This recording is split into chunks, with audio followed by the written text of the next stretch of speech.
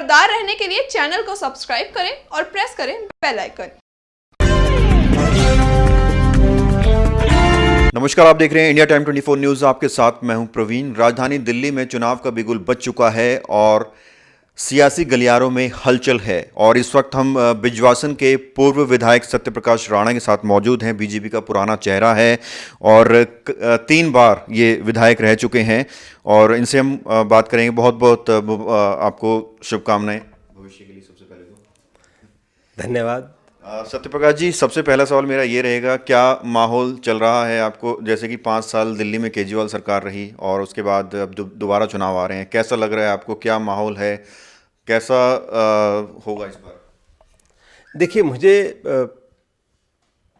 ऐसा लग रहा है कि केजरीवाल ने जो डेवलपमेंट करना चाहिए था दिल्ली का, उसमें बिल्कुल असफल है। केजरीवाल ने कोई डेवलपमेंट के काम केजरीवाल ने नहीं किए और दिल्ली के लोग इस बात को लेकर बहुत ज़्यादा परेशान हैं। ऊपर से जिस तरह की योजनाएं उन्होंने प्रारंभ करने की कोशिश की है, वो भी एक लोगों को परेशान और इरिटेट करने का एक बिंदु है, क्योंकि लोग चाहते हैं कि डेवलपमेंट हो। हम देश की राजधानी में रहते हैं, देश की राजधानी में रहने का एक बेस है, एक लोगों को एक फीलिंग आनी चाहिए कि हम लोग राजधानी के नागरिक हैं और यहाँ मूलभूत सुविधाओं से लोग वंचित हैं, बहुत परेशान रहे लोग। लेकिन पार्टी ये कह रही है कि 70 वादे किए थे, 73 पूरे कर दिए और जो सुविधाएं हैं वो जनता तक पहुंची हुई हैं। इस पर क्या कहेंगे? देखिए, सरकार क्या कहती है ये तो सरकार का एक अपना तरीका है, लेकिन जनता क्या कहती है ये आप जनता से पूछिए। और मैं एक जनता का प्रतिनिधि होने के नाते से मैं आपको बहुत विश्वास से कह रहा हूँ कि डेवलपमेंट के नाम पे इन्होंने कोई काम नहीं किया।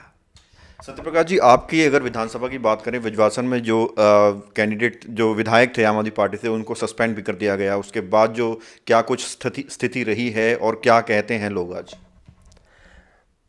हमारा विजवासन विधानसभा का तो एक तरह से मैं कहूँगा कि दुर्भाग्य रहा कि यहाँ बिल्कुल ही काम नहीं हो पाए। जो भी परिस्थितियाँ रही आम आदमी पार्टी की, और उसकी वजह से हमारा क्षेत्र तो दिल्ली में अगर विकास में देखेंगे तो सबसे पीछे इस मामले में 5 साल में रह गया कि 5 साल में यहाँ कोई काम नहीं हुए। जो योजनाएं मैं छोड़ के गया था वो काम भी, जो ऑनगोइंग काम थे, वो भी एक तरह से आधे उन कामों पे काम हुआ है। जैसे पानी वाला मुद्दा था, बहुत सारी योजनाएं मैं बना के चला गया था, उस पर काम नहीं हुआ। महिपालपुर में यूजीआर का काम होना था, ज़मीन का अलॉटमेंट मैंने करा दिया था, पैसे का अलॉटमेंट मैंने करा दिया था, यूजीआर आज तक चालू नहीं हुआ है।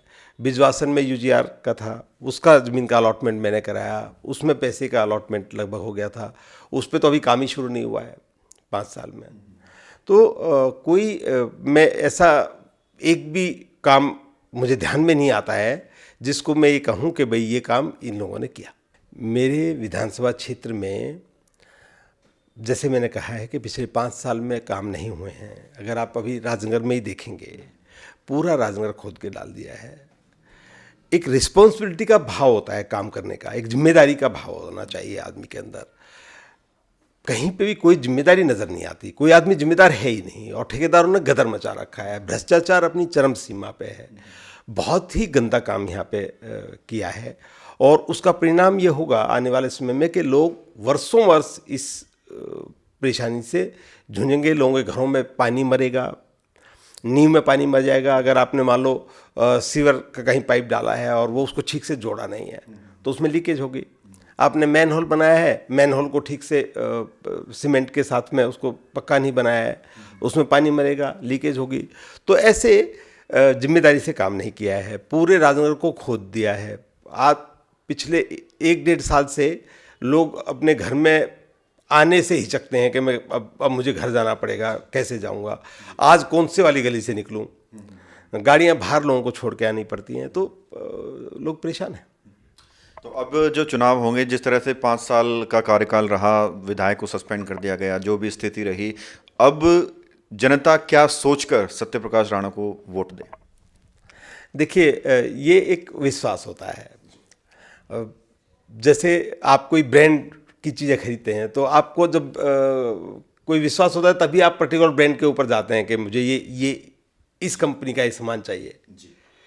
तो हमारी भी एक ब्रांड वैल्यू है। सत्यप्रकाश राणा भी एक वैल्यू इस रूप में है कि हम लोगों ने बहुत काम किए हैं। मैं जनता के बीच में रहा हूँ।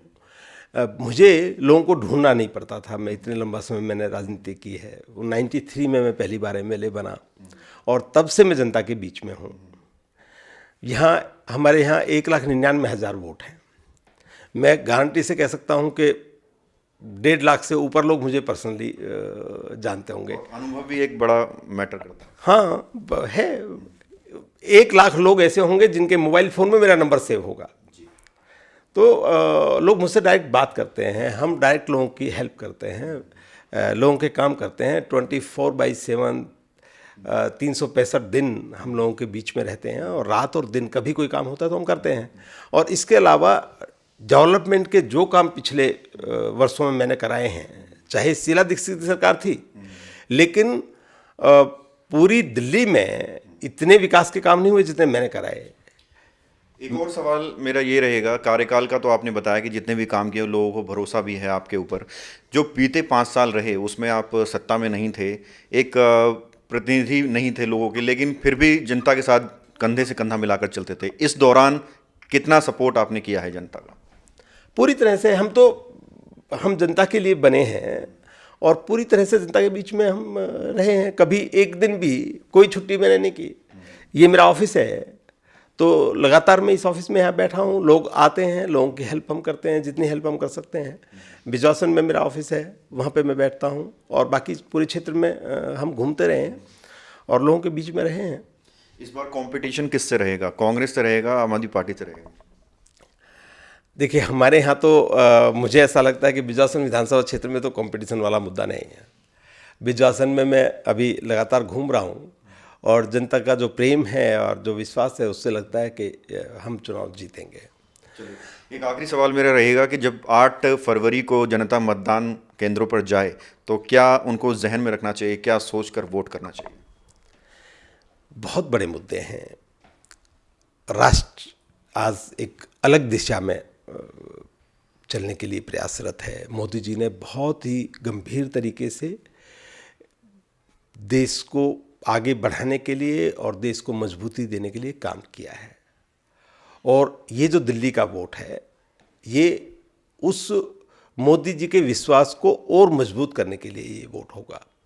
तो मैं ये समझता हूँ कि लोगों को ध्यान में करना चाहिए। जिस तरह से धारा 370 हटी है, जिस तरह से राम मंदिर निर्माण का रास्ता प्रशस्त हुआ है, अभी CAA का जो एक्ट पार्लियामेंट ने पास किया है, तो बहुत मुद्दे हैं जो हमारे देश को मजबूती देने के लिए, जो हमारे राष्ट्रवाद को आगे बढ़ाने के लिए और देश प्रगतिशील देशों के समकक्ष खड़ा हो, इस बात के लिए मोदी जी प्रयासरत हैं। कुछ लोग बात करते हैं कि बेरोजगारी की और आर्थिक मंदी की, वो कुछ ज़रूर अंतर्राष्ट्रीय स्तर पे इस तरह की परेशानियां हैं, लेकिन मुझे लगता है जिस तरह से हमारा देश मजबूत हुआ है तो ये परेशानियां भी बहुत जल्दी दूर होंगी और हम लोग बहुत एक अच्छी प्रगति के साथ मजबूत देश का निर्माण हम लोग करेंगे। और यही ज़रूरत है कि हमारा वोटर इस बात को ध्यान में रखे और वोट करे। चलिए, बहुत बहुत शुक्रिया और भविष्य के लिए आपको बहुत बहुत शुभकामनाएं। धन्यवाद प्रवीण जी, आपका बहुत बहुत आभार। तो ये थे हमारे साथ बिजवासन पूर्व विधायक सत्यप्रकाश राणा जी, जिन्होंने अपने सभी कार्यकाल के बारे में बताया कि किस तरह से उन्होंने जनता के साथ मिलकर विकास कार्य किया और साथ ही साथ ये पूरी उम्मीद जता रहे हैं कि एक बार फिर जनता उन्हें जीत का ताज पहनाएगी और जब लोग वोट करने जाएं तो मोदी ने जो कीर्तिमान स्थापित किए हैं बीते वर्षों में उसे ध्यान में रखें, विकास को ध्यान में रखें और तब वोट दें। कैमरा जर्नलिस्ट वीरू के साथ प्रवीण, इंडिया टाइम 24 न्यूज़। खबरों से खबरदार रहने के लिए चैनल को सब्सक्राइब करें और प्रेस करें बेल आइकन।